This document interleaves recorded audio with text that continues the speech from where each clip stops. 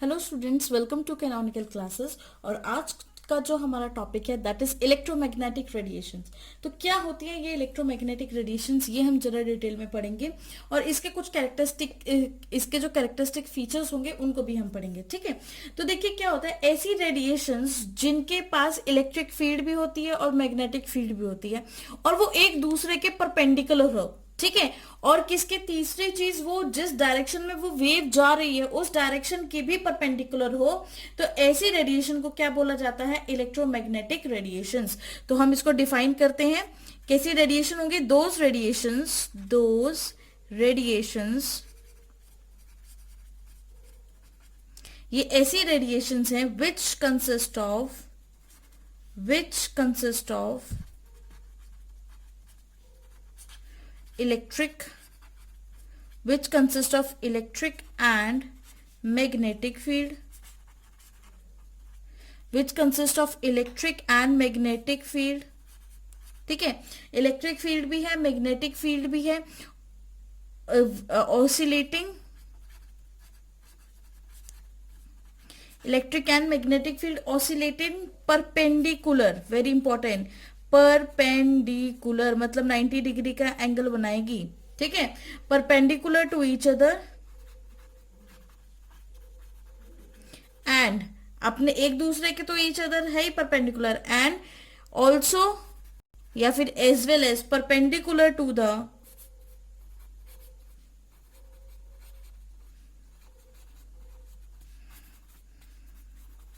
direction of propagation, perpendicular to the direction of propagation। ठीक है, किसके परपेंडिकुलर होगी, डायरेक्शन, प्रोपगेशन की जो डायरेक्शन है उसके परपेंडिकुलर होगी। तो इलेक्ट्रोमैग्नेटिक रेडिएशंस कौन सी रेडिएशंस होती है, ऐसी रेडिएशन जिनके पास इलेक्ट्रिक फील्ड भी होती है, मैग्नेटिक फील्ड भी होती है, और ये जो वेव जिस डायरेक्शन में ऑसिलेट करेंगे, क्योंकि रेडिएशन है तो वेव फॉर्म में जाएगी। ठीक है, जिस भी ऑसिलेट करेगी, कैसे ऑसिलेट करेगी, परपेंडिकुलर ये ऑसिलेट करेगी। ठीक है, एक दूसरे के परपेंडिकुलर होंगी। ठीक है, एक दूसरे के परपेंडिकुलर होगी, प्लस जिस डायरेक्शन में वो मूव कर रही हूँ उसके भी परपेंडिकुलर होगी। तो यहाँ पे देखिए ये आपके पास सोर्स है, इसमें से वेव पास आउट हो रही है, तो जो ग्रीन कलर में दिखाया है ये आपकी इलेक्ट्रिक फील्ड है, उसके परपेंडिकुलर ये जो दिखाया ऑरेंज कलर में ये आपकी मैग्नेटिक फील्ड है। ठीक है, तो इस तरह से आपके पास होती है। तो होता क्या है कि किस तरह से प्रेजेंट होगी, देखिए इस तरह से प्रेजेंट होगी। सपोज करिए ये है, ठीक है, ये अगर आपकी एक वेव की डायरेक्शन ये है तो दूसरी वेव की डायरेक्शन ये होगी। मतलब इन दोनों के बीच में अगर हम ऐसे देखें तो इन दोनों के बीच में यहाँ पे जो एंगल बन रहा है वो कितने का बन रहा है, 90 डिग्री का बन रहा है। मतलब ये जो डायरेक्शन है वो इस डायरेक्शन के परपेंडिकुलर है। अगर मैग्नेटिक फील्ड ऐसे मूव कर रही है तो इलेक्ट्रिक फील्ड ऐसे मूव करेगी। ठीक है, समझ में आई ये चीज। तो ये बहुत इंपॉर्टेंट था कि किस तरह से है। तो देखिए अगर मैं एक एक्सेस की बात करूं, सपोज मेरे पास ये है, इस तरह से मैं अगर कोई एक्सेस ड्रॉ करती हूँ, ये इसको मैं ले लेते हैं, लीजिए इसको ले लेते हैं एक्स एक्सेस, इसको ले लेते हैं वाई एक्सिस, और ये है आपकी जेड एक्सिस। ठीक है, इन 3D एक्सेस के केस में क्या होता है, 3D एक्सिस के केस में जो इलेक्ट्रिकल फील्ड है उसको हम अज्यूम करते हैं अगर वाई डायरेक्शन में। इन 3D एक्सिस के केस में हम क्या अज्यूम करेंगे कि जो हमारे पास इलेक्ट्रिकल फील्ड है, इलेक्ट्रिकल फील्ड किस डायरेक्शन में होगी, वाई डायरेक्शन में। Electrical field is equal to Y. ठीक है, किस डायरेक्शन में जा रही है, वाई डायरेक्शन में जा रही है। अगर इलेक्ट्रिकल फील्ड वाई डायरेक्शन में है तो हमारी जो मैग्नेटिक फील्ड होगी वो किस एक्सिस पे होगी, एक्स एक्सिस पे, है ना। Magnetic field will be on x axis. ठीक है, इलेक्ट्रिकल फील्ड अगर वाई एक्सिस पे है, वाई एक्सिस पर है, तो मैग्नेटिक फील्ड किस पे होगी, एक्स एक्सिस पे होगी। और energy would be at Z axis, जो एनर्जी होगी आपकी, energy would be at Z axis, और जो एनर्जी होगी वो किस एक्सिस पे होगी, आपकी जेड एक्सिस पे होगी। ठीक है, और ये चीज भी इंपॉर्टेंट याद रखनी है कि जो एनर्जी की डायरेक्शन है, हम एनर्जी की डायरेक्शन को ही वेव की डायरेक्शन बोलते हैं। The direction of energy is also known as direction, is also a direction of wave, है ना, लिख लेते हैं इस बात को। The direction of energy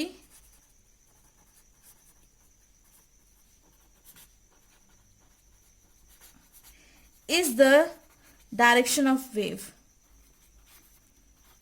direction of wave, जो आपकी एनर्जी की डायरेक्शन है वही आपकी वेव की भी डायरेक्शन है। Very very important. अगर हम यहाँ पे इंटेंसिटी की बात करें, मतलब इंटेंसिटी जो हमारी इलेक्ट्रोमैग्नेटिक रेडिएशन की इंटेंसिटी है वो किस चीज पर डिपेंड कर रही है, वो डिपेंड कर रही है आपकी ई नॉट के ऊपर। And what is E naught, यहाँ पर जो आपका ई नॉट है, E naught representing maximum electric field. E naught किस चीज को रिप्रेजेंट कर रहा है, मैक्सिमम इलेक्ट्रिक फील्ड, ठीक है। उसी तरह से अगर हम बात करें बी नॉट की, तो यहां पर जो बी नॉट है वो क्या है, आपकी मैग्नेटिक फील्ड, क्या है आपकी मैग्नेटिक फील्ड। तो हम बोले कि इंटेंसिटी किस पे डिपेंड कर रही है, इंटेंसिटी डिपेंड कर रही है ई नॉट पे एंड बी नॉट पे, मतलब maximum electric field as well as maximum आपकी मैग्नेटिक फील्ड पे, ठीक है। तो अब इंटेंसिटी, ये इंटेंसिटी एक्चुअल में है किसकी, ये इंटेंसिटी होती है आपकी ईएमएफ, मतलब electro EMR, sorry not EMF, EMR की, इलेक्ट्रोमैग्नेटिक रेडिएशन की जो इंटेंसिटी है वो किस चीज पे डिपेंड कर रही है, वो डिपेंड कर रही है कि कितनी मैक्सिमम इलेक्ट्रिक फील्ड और मैग्नेटिक फील्ड वहां पर प्रेजेंट है। जितनी ज्यादा strong electric and magnetic field होगी उतनी ही इंटेंसिटी होगी आपकी रेडिएशन की, ठीक है। और इंटेंसिटी एक और चीज पे डिपेंड कर रही है, दैट इज एम्पलीट्यूड का स्क्वायर, है ना, एम्पलीट्यूड का स्क्वायर। और ये बहुत इंपॉर्टेंट है, जो कि आगे यूज होगा न्यूमेरिकल्स में भी, काफी आगे भी यूज हो सकता है, ठीक है। तो हमारे पास जो इंटेंसिटी है, जो सेकंड यूज है इंटेंसिटी का, वो क्या है, सेकंड जो फैक्टर हमारा इंटेंसिटी किन चीज पे डिपेंड कर रही है, एम्पलीट्यूड के स्क्वायर के ऊपर भी डिपेंड कर रही है। कैरेक्टरिस्टिक फीचर्स जो होते हैं वेव के, अब उनको वन बाय वन डिस्कस कर लेते हैं। तो first characteristic feature that is wavelength, और जिसको हम रिप्रेजेंट करते हैं लेमडा से, ठीक है। दिस इज लेमडा, क्या बोला जाता है इसको, लेमडा, ओके। लिख भी देती हूँ स्पेलिंग, लेमडा, ओके, इस तरह से इसको प्रोनाउंस करना है आपने। तो लेमडा होता है, और लेमडा की जो यूनिट्स होती है वो कुछ भी हो सकती है। लेमडा की यूनिट्स आपकी सेंटीमीटर भी हो सकती है, मीटर भी हो सकती है, नैनोमीटर भी होती है, हो सकती है, आर्मस्ट्रॉन्ग भी हो सकती है, ठीक है, एंगस्ट्रॉम भी हो सकती है, पिकोमीटर भी हो सकती है, देन माइक्रोमीटर भी हो सकती है, मतलब इनमें से कोई भी यूनिट हो सकती है लेमडा की। क्लियर है ये बात। अब हमें पता है कि जैसे कि हमारे पास हम बात करते हैं कि 1 मीटर के अंदर 1 मीटर इज इक्वल टू 10 पे पावर 2 सेंटीमीटर, इसके इक्वल है, ठीक है। अगर हम मिलीमीटर की बात करें तो मिलीमीटर को रिप्रेजेंट किया जाता है 10 पे पावर 3 मिलीमीटर से, है ना, मिलीमीटर से, एमएम इस तरह से लिखेंगे। यहाँ में 10 पे पावर 6 अगर हम लिख रहे हैं, 10 पे पावर -6, तो इसका मतलब क्या हो गया, दिस इज माइक्रोमीटर। उसी तरह से अगर हम लिख रहे हैं 10 पे पावर -9, तो इट मींस नैनोमीटर। और अगर हम लिख रहे हैं 10 पे पावर -12, 10 पे पावर -12, तो इट विल बी पिकोमीटर। क्या हो जाएगा, वो आपका पिकोमीटर हो जाएगा, ठीक है। तो देखिए आप समझते हैं कि व्हाट इज एक्चुअल में वेवलेंथ होती क्या है। सपोज ये आपका सोर्स है और यहां से आपकी वेव निकल रही है, ठीक है, प्रोड्यूस हो रही है। तो देखिए अब यहां से जब ये वेव मूव करेगी तो इस तरह से कुछ बनेगी, यही होगी वेव, ठीक है। तो देखिए जरा इसको ड्रॉ कर लिया हमने, वेव कंप्लीट होगी। अब जो हमारा डिस्टेंस होता है, जो हमारा डिस्टेंस, कौन सा डिस्टेंस, ये इस ऊपर वाले जो पोर्शन है, ये जो आपका ये ऊपर वाला पोर्शन, हाई अप जो ऊपर पोर्शन मिल रहा है, इसको बोला जाता है क्रेस्ट। क्या बोला जाता है इसको, हम बोलते हैं crest. This is crest, CREST, crest, ठीक है। इसको बोला जाता है ट्राफ। क्या बोला जाता है, ट्राफ, TROUGH, ट्राफ, ठीक है। तो क्रेस्ट एंड ट्रफ मतलब distance between two consecutive crest and trough is called wavelength. अब crest की जो हाइट है वो हम यहां पर देखने को मिल रही है, कितनी, ये a, यहां से लेके यहां तक की हाइट ये a है, और यहां से लेके यहां तक की हाइट भी a है। मतलब इसके मिड से दूसरे के मिड तक का जो डिस्टेंस है, यहां से लेके यहां तक का जो डिस्टेंस है, इसको आप क्या बोलते हैं, वेवलेंथ। इसको आप क्या बोलते हैं, वेवलेंथ, ठीक है। तो वेवलेंथ को हम कैसे डिफाइन कर सकते हैं, distance between, it is the distance between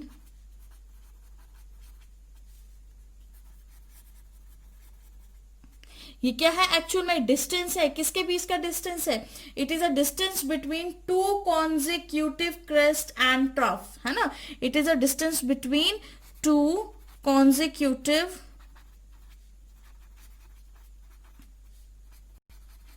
crest and trough.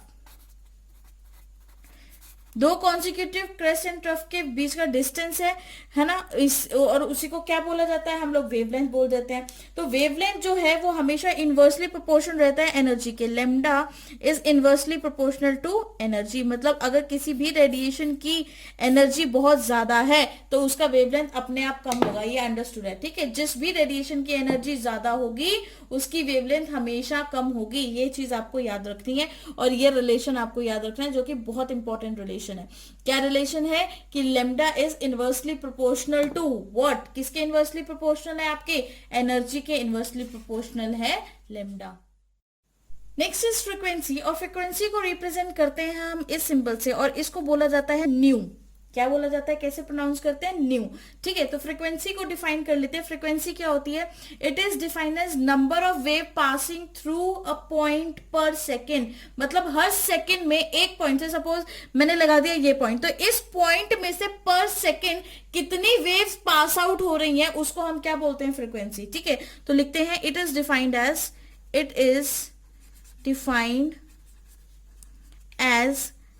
number of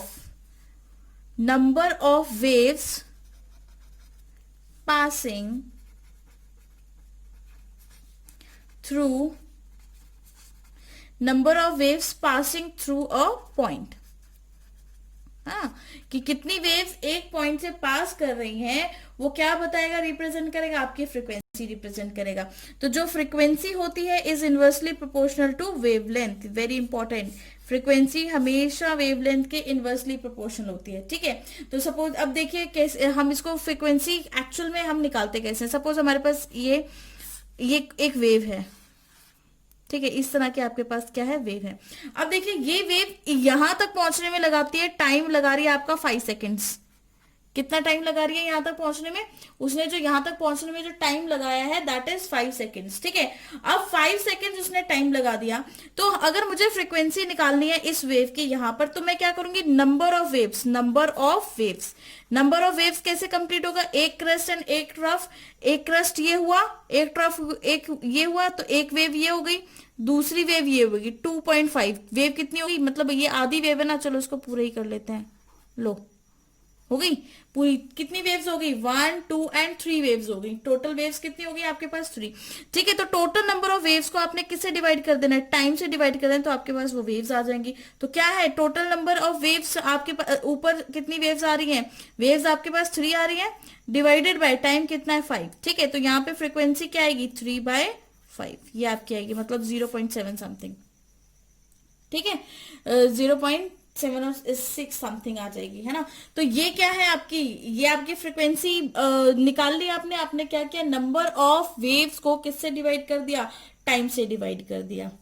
clear है ये बात, ठीक है। तो अब यहाँ पे आ जाते हैं, देखिए फ्रीक्वेंसी हमने क्या बोला था? इज इक्वल टू 1/λ था। तो अगर मेरे पास दो चीजें गिवन है, मतलब 2 लैम्डास गिवन है, तो मैं फ्रीक्वेंसी को कैसे निकाल सकती हूँ? अगर इनवर्सली प्रोपोर्शनल है तो इसका मतलब ये है कि अगर मैं लेमडा इंक्रीज करती हूँ, लेमडा इंक्रीजेस, अगर लेमडा इंक्रीज होता तो फ्रीक्वेंसी डिक्रीजेस, एक दूसरे के एंटी है ना। और अगर लेमडा डिक्रीजेस तो फ्रीक्वेंसी इंक्रीजेस, फ्रीक्वेंसी तो अपने आप बढ़ जाएगी ना अगर लेमडा कम हो जाएगा तो, ठीक है।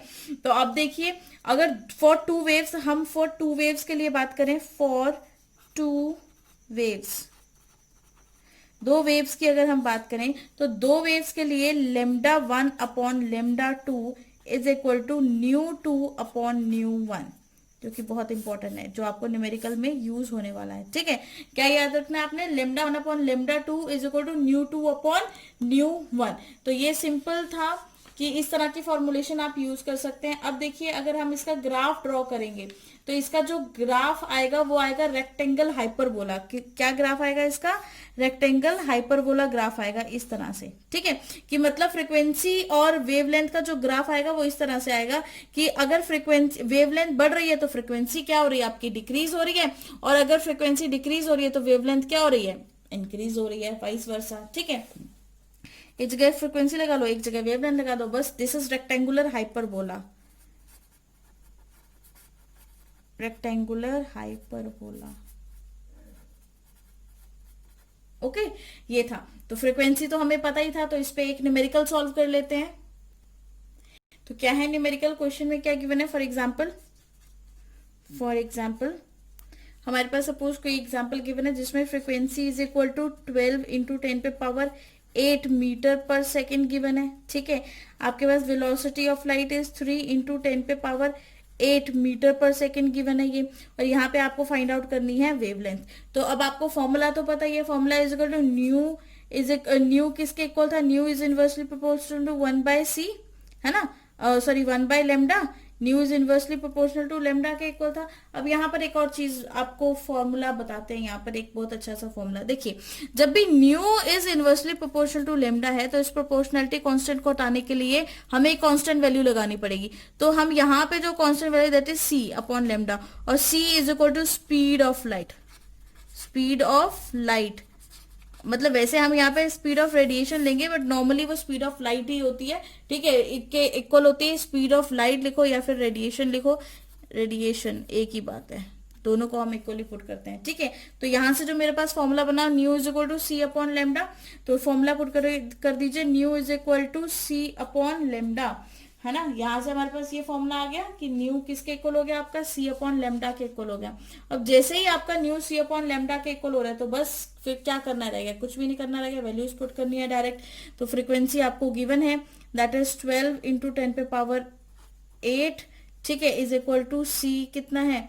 3 इंटू 10 पे पावर 8 मीटर पर सेकेंड डिवाइडेड बाय लेमडा। अब आपको लेमडा फाइंड आउट करना है, इसको इधर लेके जाइए, इसको नीचे लेकर आ जाइए। तो लेमडा इज इक्वल टू कितना होगा? 3 इंटू 10 पे पावर 8 डिवाइडेड बाय 12 इंटू 10 पे पावर 8। ये कैंसिल हुआ, ये कैंसिल हुआ 1 पे, ये कैंसिल हो गया 4 पे। तो lambda is equal to 1/4 metre. ये आपके पास लेमडा फाइंड आउट हो गया है, ठीक है। तो इस तरह से आप लेमडा किसी भी इक्वेशन के अंदर, अगर आपको एनर्जी गिवन है, ये गिवन है आपको, इस तरह से कोई भी टर्म गिवन है, तो आप इजीली क्या कर सकते हो? मतलब फ्रीक्वेंसी गिवन है और स्पीड ऑफ रेडिएशन तो आपको पता ही है, तो बस आप किसी भी कोई भी दो चीजें हैं तो आप थर्ड चीज अपने आप फाइंड आउट कर लेंगे, ठीक है। यहां से हम अब देखिए, अगर हम वेलोसिटी की बात करें तो वेलोसिटी जो है ईएमआर की, ठीक है, ईएमआर की जो वेलोसिटी होती है वो बिल्कुल स्पीड ऑफ लाइट के इक्वल ही होती है, क्योंकि EMR travel with the speed of light, और स्पीड ऑफ लाइट आपको पता ही है सी किसके इक्वल होता है? 3 इंटू 10 पे पावर 8 मीटर पर सेकेंड के इक्वल होता है, ठीक है। और स्पीड ऑफ लाइट को हम सी से डोनेट करते हैं और उसकी वैल्यू ये रहती है। तो frequency is equal to C upon lambda, जो भी हमने फाइंड आउट किया था। तो अगर मुझे वेलोसिटी चाहिए तो ये इधर जाके मल्टीप्लाई हो जाएगा, तो C is equal to nu into क्या कर दिया आपने? लेमडा कर दिया। तो यहीं से आपके पास यूनिट्स आ जाती हैं किसकी? आपकी स्पीड ऑफ जो आपकी वेलोसिटी है, स्पीड ऑफ ईएमआर की आ जाती है। तो क्या है? मीटर पर सेकेंड, ठीक है। तो नेक्स्ट कैरेक्टरिस्टिक फीचर पे मूव करते हैं, that is wave number, okay. तो वेव नंबर को फ्रीक्वेंसी की तरह रिप्रेजेंट करते हैं, बस इसके ऊपर इस तरह से बार लगा दो, तो ये क्या आपका बन गया? वेव नंबर बन गया, ठीक है। It is reciprocal of lambda. ये किसका रेसिप्रोकल है? लेमडा का रेसिप्रोकल है। लिख लेते हैं, रेसिप्रोकल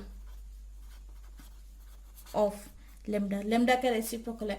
एक्चुअल में होता क्या है वेव नंबर हम अगर डिफाइन करना चाहें तो कैसे डिफाइन करेंगे? Total number of waves present per unit length,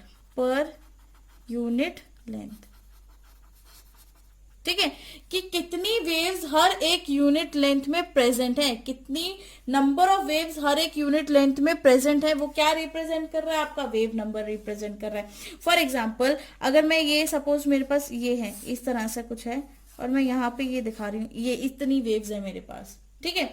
suppose मेरे पास ये, अगर मुझे यहाँ पे वेव नंबर फाइंड आउट करना है तो मैं क्या करूंगी, number of waves upon distance, क्या फॉर्मूला पुट करूंगी, number of waves upon distance. ठीक है, क्यों डिस्टेंस क्यों लिया, क्योंकि हमने फाइंड आउट, हमें क्या गिवन है, total number of waves present per unit length, length तो हम फिर डिस्टेंस में ही लेते हैं। तो मतलब यहां से लेकर यहां तक, सपोज करें यहां से लेकर यहां तक इसने 5 मीटर का डिस्टेंस कवर किया है, and total number of waves कितनी है, 1 2 3 4 एंड 5, लो 5 कर दी। ठीक है, कर दी 5। तो क्या हुआ, यहाँ पर एक क्रेस्ट एक ट्रफ मिलके एक वेव बना रही है, फिर से एक क्रेस्ट एक ट्रफ मिलके एक वेव बना रही है, इस तरह से टोटल कितनी वेव्स है, यहाँ पे 5 वेव्स प्रेजेंट है। तो अगर मैं फॉर्मूले में वैल्यू पुट करूँ, नंबर ऑफ वेव्स कितनी है 5, डिस्टेंस कितना 5, तो कैंसिल करके इसका जो वेव का नंबर होगा वो कितना होगा 1। ठीक है, इस तरह से आप नॉर्मली क्या निकाल सकते हो, वेव नंबर फाइंड आउट कर सकते हो। तो जो वेव नंबर होता है, हमेशा याद रखना है कि जो आपके पास वेव नंबर आता है, वेव नंबर जो आता है वो हमेशा इनवर्सली प्रोपोर्शनल होता है लेमडा के, wave number is inversely proportional to lambda. ठीक है, ये चीज बहुत इंपॉर्टेंट है। अगर ये इनवर्सली प्रोपोर्शनल है लेमडा के, तो आपको पता है कि nu is equal to C upon lambda, होता है कि नहीं, है ना। तो यहां से लेमडा की वैल्यू अगर हम निकाले तो लेमडा की वैल्यू यहां से क्या आ जाएगी, lambda is equal to C upon nu, ये हम वैल्यू फाइंड आउट कर सकते हैं। अब इस लेमडा की इस वैल्यू को इसमें पुट करिए तो हमारे पास क्या आ जाएगा, wave number is equal to nu upon C, है ना। ये है आपका नया फॉर्मूला जो आपको यूज करना होगा आगे किसी भी इक्वेशन के अंदर। तो हमेशा याद रखना कि कभी भी अगर आपका जो है वेव नंबर इज मैक्सिमम, अगर वेव नंबर मैक्सिमम है तो लेमडा क्या होगा, मिनिमम, मिनिमम होगा, और फ्रीक्वेंसी क्या होगी, मैक्सिमम होगी। Very important. ठीक है, उसी तरह से अगर वेव नंबर इज मिनिमम, अगर वेव नंबर मिनिमम है, लेमडा क्या होगा आपका मैक्सिमम, लेमडा क्या हो जाएगा आपका मैक्सिमम आएगा लेमडा। ठीक है, और अगर लेमडा मैक्सिमम आ रहा है तो फ्रीक्वेंसी फ्रीक्वेंसी क्या हो जाएगी आपकी मिनिमम। ठीक है, क्योंकि लेमडा भी फ्रीक्वेंसी के भी तो इनवर्सली प्रोपोर्शनल है, तो वहां से आप उसको क्या कर दोगे, मिनिमम कर दोगे।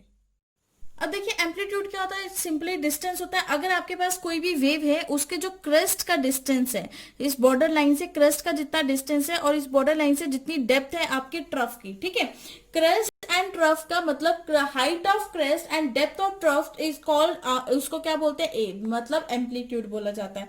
ठीक है, तो इंटेंसिटी जो है is directly proportional to amplitude. तो एम्पलीट्यूड अगर आपको यहां से फाइंड आउट करना है तो कैसे निकाले, अंडर रूट ऑफ इंटेंसिटी। तो यहां से आपके पास एक एक्सप्रेशन आ जाता है, किसको लेकर, एम्पलीट्यूड को लेकर एक्सप्रेशन आ जाता है। तो वहीं पर चलो इंटेंसिटी भी साथ में डिस्कस कर लेते हैं कि इंटेंसिटी क्या होती है, इंटेंसिटी।